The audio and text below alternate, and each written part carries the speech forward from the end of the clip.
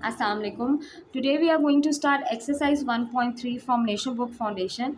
This exercise is all about word problems. So let's start with the first one. The first word problem is on his last bank statement. Qasim had a balance of rupees 1,75,000 in his checking account. तो कासिम का जो initial balance था, जो starting balance था, वो था 1,75,000। तो साथ साथ हम डेटा को भी नोट डाउन करते हैं। तो पहला जो हमारा डेटा हमने पिक किया इस वर्ड प्रॉब्लम से, दैट इज़ जो इनिशियल बैलेंस है वो उसका क्या है, ₹1,75,000। He wrote one cheque for ₹45,790।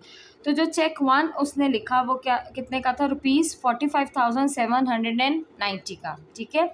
And another ₹112,921।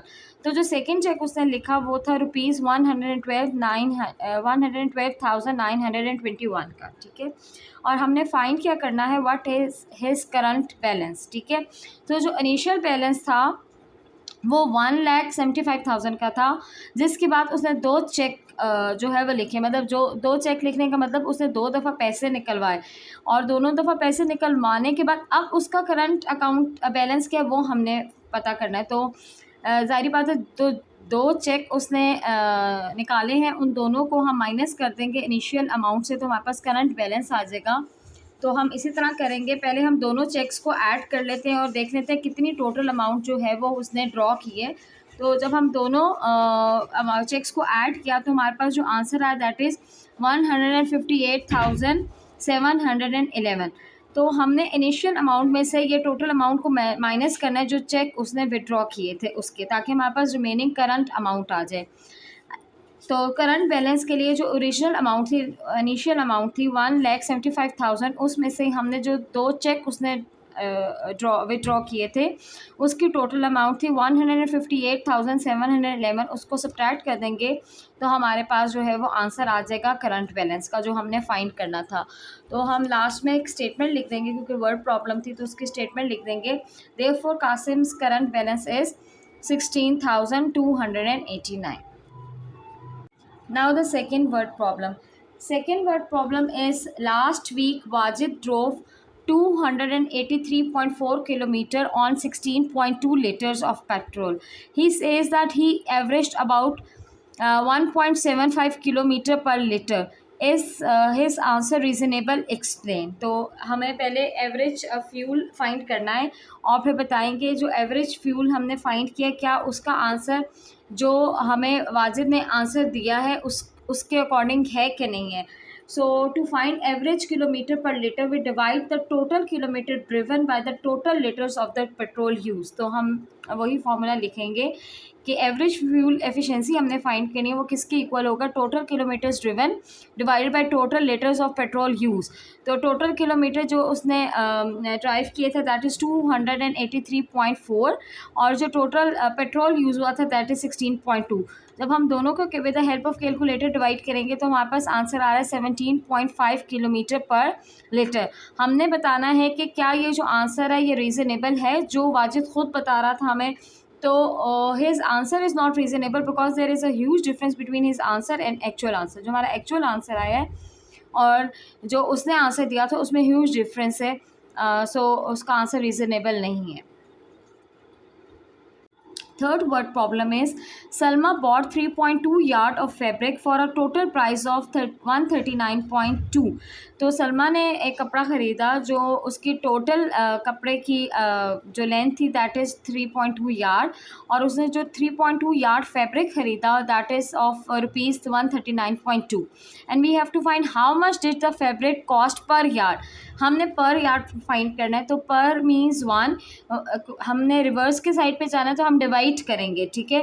Total price को नंबर ऑफ़ यार्ड से डिवाइड करेंगे तो हमारे पास आंसर आ जाएगा कॉस्ट ऑफ ईच यार्ड पर यार्ड का, ठीक है। सो टोटल प्राइस ₹139.2 थी। टोटल यार्ड्स जो हमने उसने बाय किए थे सलमा ने वो that is 3.2, and we have to find cost per yard. तो हम जो टोटल प्राइस है उसको डिवाइड कर देंगे टोटल यार्ड से, तो हमारे पास जो आंसर आएगा ₹43.5, वो आंसर हमारे पास आएगा कॉस्ट पर यार्ड का। सो लास्ट में हम स्टेटमेंट लिख देंगे देयरफॉर द फैब्रिक कॉस्ट ₹43.5 पर yard. Question number 4 is Momina walks 3.5 kilometer per hour. She took a 12-hour walk. How far did she walk? ठीक है, तो हम डाटा पहले पिक कर लेते हैं क्वेश्चन में से। तो वॉकिंग स्पीड जो थी वो क्या थी, 3.5 किलोमीटर पर आवर। जो किलोमीटर पर आवर है वो आपका यूनिट है स्पीड का, तो हमें इससे पता चला कि जो वॉकिंग स्पीड है, मतलब जो स्पीड है, आप खाली स्पीड भी लिख सकते हैं, स्पीड क्या है सलमा की वॉक की, that is 3.5 kilometre per hour. She took a 12-hour walk. So 12-hour walk, 12 hour क्या हो जाएगा आपका टाइम, ठीक है। तो time spend walking, time spend on walking is 12 hours. आप सिर्फ टाइम भी लिख सकते हैं, ओके, टाइम जो है 12 hours. And we have to find how far did she walk. So we have to find the distance, और हम सबको डिस्टेंस का फॉर्मूला पता है, हम प्रीवियस क्लासेस में पढ़ कर आ चुके हैं कि डिस्टेंस का फॉर्मूला क्या होता है, that is speed into time. Speed की वैल्यू भी गिवन है, टाइम की वैल्यू भी गिवन है, दोनों वैल्यूज़ को मल्टीप्लाई करेंगे तो हमारे पास डिस्टेंस कवर्ड आ जाएगा। Therefore Momina walked 42 kilometre. Fifth question is, the hiking club went on a 7-day trip. Each day they hiked between 5.5 and 7.5 miles. एक हाइकिंग क्लब था जो 7-day ट्रिप पे गया, और हर दिन उन्होंने हाइकिंग की, और जो हर दिन की हाइकिंग थी उसमें उन्होंने 5.5 से 7.5 माइल्स के बीच में डिस्टेंस जो है कवर किया। उन्होंने एक रेंज दे दी। It is reasonable to assume that clubbing the days the club hiked. उन्होंने नीचे हमारे पास 4 ऑप्शन दे दी, और उन्होंने बताया इन 4 ऑप्शंस में से कौन सी ऑप्शन करेक्ट है, ठीक है। तो इनमें से हमें करेक्ट फाइंड करने के लिए हम अपने डिस्टेंस की रेंज फाइंड कर लेते हैं कि उन्होंने कितना, हर दिन कितना मिनिमम और कितना मैक्सिमम पॉसिबल डिस्टेंस जो है कवर कर सकते थे, ताकि हमें एक रेंज पता चल जाए कि जो उन्होंने हमें बताया कि 5.5 से 7.5 माइल्स जो है वो हाइक करते रहे हैं। तो मिनिमम डिस्टेंस उन्होंने कितना कवर किया और मैक्सिमम डिस्टेंस उन्होंने कितना कवर किया 7 डेज़ के अंदर, तो हम वो जो है फाइंड कर लेते हैं, और फिर इसमें से हमारे पास रेंज पिक करना आसान हो जाएगी। तो जो total number of days hiking club ने हाइक किया था वो 7 था, और ईच डे हाइकिंग जो की थी उन्होंने 5.5 से 7.5 माइल हाइकिंग की थी। तो हम मिनिमम डिस्टेंस कवर्ड भी फाइंड कर लेते हैं जो पॉसिबिलिटी है, और मैक्सिमम डिस्टेंस कवर भी फाइंड कर लेते हैं जो पॉसिबिलिटी है, और जो उस रेंज के बीच में हमारे पास ऑप्शन लाइक करेगी वो करेक्ट ऑप्शन होगी। तो मिनिमम डिस्टेंस फाइंड करने के लिए मिनिमम जो डिस्टेंस उन्होंने कवर किया था वो 5.5 था। अगर हर दिन वो 5.5 किलोमीटर ही हाइक करते रहे कम से कम, तो 7 डेज़ में उन्होंने जो टोटल डिस्टेंस कवर किया दैट इज़ 38.5 माइल्स, ठीक है। और अगर हम मैक्सिमम डिस्टेंस निकालना है तो ज़्यादा से ज़्यादा उन्होंने 7.5 माइल्स कवर किया था। तो अगर हम ये अज्यूम करें कि उन्होंने हर दिन जो है वो 7.5 माइल्स ही कवर किए, तो टोटल डिस्टेंस जो है कवर किया होगा उन्होंने वो होगा 52.2 माइल्स।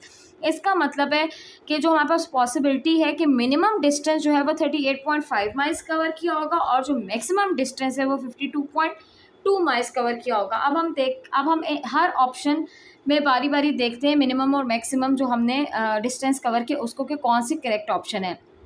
अगर आप फर्स्ट ऑप्शन देखें तो that is less than 35 miles.